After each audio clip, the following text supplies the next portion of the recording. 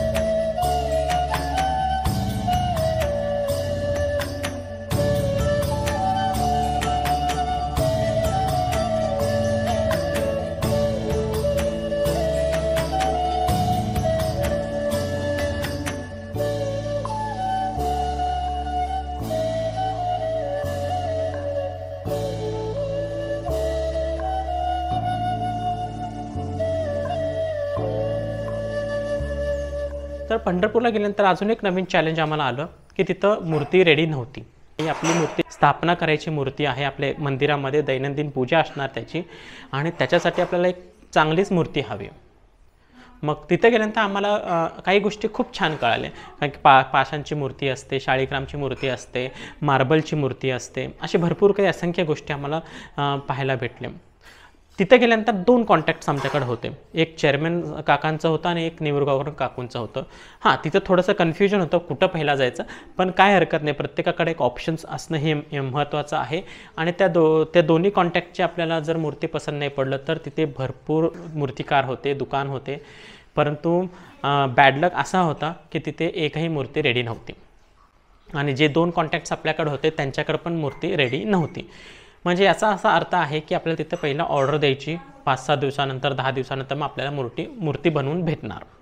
तर असे काही चॅलेंजेस होते, परंतु आम्ही खूप हुडकलं, पाहिलं, सगळ्या दुकानांमध्ये गेलो, पाहिलो, परंतु प्रत्येक दुकानामध्ये मूर्ती ही नव्हती। मग काय, खूप मोठा प्रश्न, सगळे थकलो। आणि खरं सांगायचं म्हणलं ना, आम्ही गेलो उत्साहाने वगैरे, खूप फिरल्यामुळे आहे ना आम्हाला खूप थकवा आला। कारण की कसं आहे, शेवटी चालत फिरलो आम्ही सगळे, मम्मी, निवरगावकर काकू, चेअरमॅन काका, त्याचबरोबर शेंडके काका, पप्पा, आम्ही सगळे चालत फिरलो। पण थकवा कशामुळे आला की आपल्याला मूर्तीच नाही भेटली। फिरून खूप थकलो, प्रत्येक दुकान आम्ही पाहिलं, परंतु मूर्ती काय नाही भेटली। पण त्याच्यामुळं आम्ही थोडंसं व्याकुळ झालो, थकलो, कारण की आपल्याला मनासारखी मूर्ती भेटत नव्हती।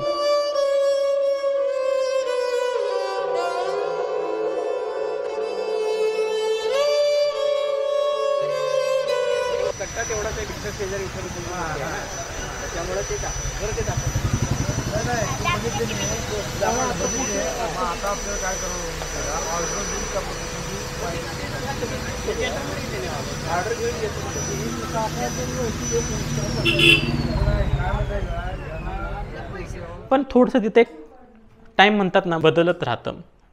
आणि आम्हाला एका दुकानामध्ये भेटली एक मूर्ती, परंतु तो खूप हाय रेंजमध्ये सांगत होता. मूर्ती ही छान होती. प्रत्येकाकडे जे काही मूर्ती होते, विठ्ठलाची म्हणा, स्वामी समर्थांची म्हणा, प्रत्येकाकडे चांगलीच मूर्ती होते, कोरी होते. प्रत्येकाचं एक त्यांचा एक पैलू होता, एक कला होती. आमचं कसं असं डायरेक्ट होतं असं आता हे नव्हतं असं चिटकलेलं त्याच्यात शस्त्र होते ना, हे चिटकून येतो. ते आधीच्या मूर्तीला आहे ना असं उभं होते ते, हा असं चिटकवून नव्हतं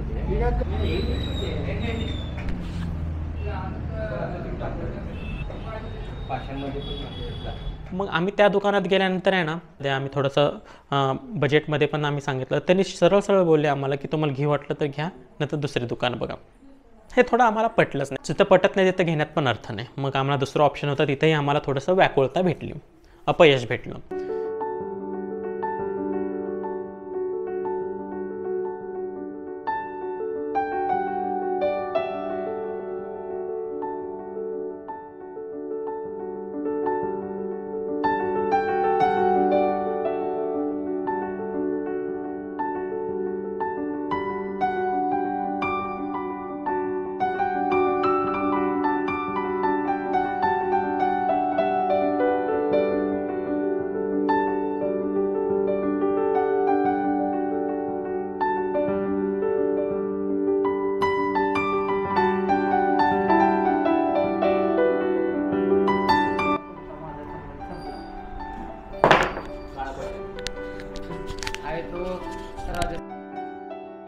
त्याला महाराष्ट्र शासन लोक उद्योग नोंदणी केंद्राच्या बिलावर तुम्हाला 100 वर्षाची गॅरंटी येणार. 100 ते 200 वर्ष याला काही सुद्धा होत नाही. आणि हा तो कर्नाटकचा शलिगिरी, ह्याला सुद्धा महाराष्ट्र शासन लोक उद्योग नोंदणी केंद्राच्या बिलावर 100 वर्षाची गॅरंटी येणार. ह्याला सुद्धा 100 ते 200 वर्ष काही सुद्धा होत नाही.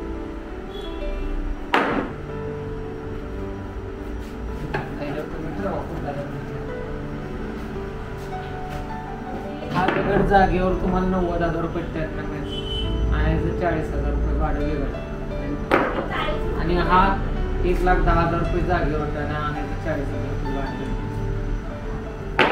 आता येतो तो सबनेरी गोडी असते ना, तसा आयताकृती दगड येतो चौकोन. ते काय आता 1 मिनिट थांब.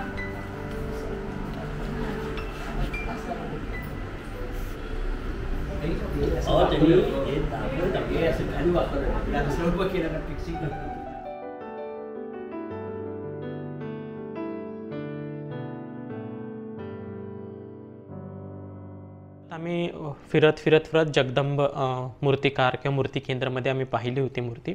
मग तिथं होती छान मूर्ती जी आम्हाला सगळ्यांनाच पसंत पडली आणि आम्ही ठरवलं की तिथंच घ्यायचं. मग त्यासोबत पण आम्ही थोडंसं बार्गेनिंग केलं, परंतु त्यांनी काही स्टँड घ्यायला तयारच नव्हते. आणि आम्ही सुद्धा ठरवलं की इतक्यामध्येच आपल्याला मूर्ती घ्यायची आहे.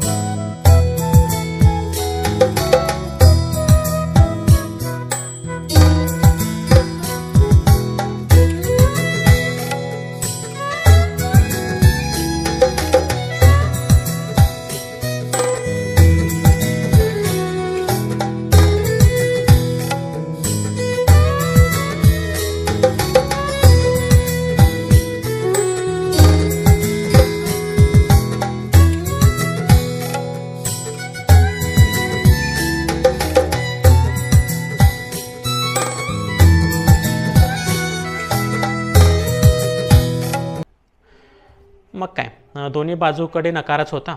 मग चला म्हटलं आता आम्ही थकल्यामुळे पुन्हा थोडंसं ब्रेक घेतला आणि चहा पिण्यासाठी गेलो. मग चहा वगैरे घेतलं, थोडंसं रिफ्रेश झालो आम्ही सगळे आणि थोडंसं एकत्र येऊन बोललो की काय करायचं. तर ह्याच्यामध्ये आपल्याला निदर्शनास एक गोष्ट आली की बाबा घेतली तर मूर्ती आजच घ्यायची, कारण की कसं आहे पुढं परत खूप काही गोष्टी डिले होणार आहेत, राईट. तर तसे नको व्हायला, त्याच्यामुळं म्हटलं की आपण आजच मूर्ती घेऊन जाऊया. कारण की आता ऑर्डर दिलं तर त्यांनी कशी मूर्ती बनवणार, परत ती पसंत पडणार का नाही मूर्ती बनवल्यानंतर, ह्या गोष्टी खूप म्हणजे ऑर्डर दिले तरी चॅलेंजेस आहेत आणि ती मूर्ती घेतली तरी चॅलेंजेस आहेतच. तर देवाचं नाव घेतलं, सगळ्यांनी पण प्रार्थना केली की मूर्ती छान भेटावी आणि सगळ्यांना आवडावी. त्याच्यामुळे म्हटलं की चला काय हरकत नाही, आपण जी मूर्ती आपल्याला तिथं भेटते तीच आपण मूर्ती घेऊन येऊया. मग फायनली आम्ही त्या दुकानात जगदंब मूर्तिकार या मूर्ती केंद्रामध्ये आम्ही गेलो आणि त्यांच्यासोबत थोडंसं बार्गेन केलं आणि फायनली आम्ही डिसिजन घेतला की ती मूर्ती घ्यायची.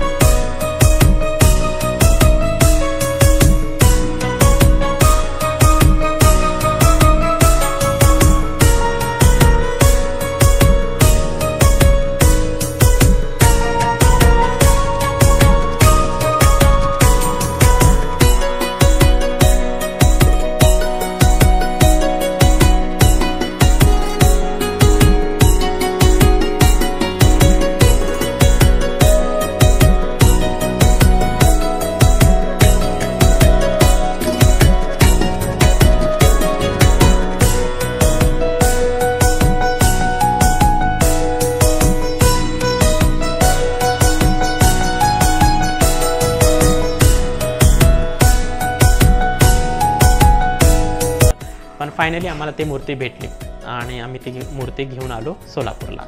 आणि तुम्हाला नक्कीच आवडेल आणि आवडल्यानंतर नक्कीच लाईक, शेअर आणि कमेंट करा. विनंती करतो सर्वांना, सर्व सोसायटीमधील फॅमिली मेंबर्सला मी रिक्वेस्ट करतो की आपल्या या मूर्ती प्राणप्रतिष्ठामध्ये सहभागी व्हा आणि आपण ह्या मूर्तीची सगळी मिळून पूजा करूया आणि स्थापना करूया.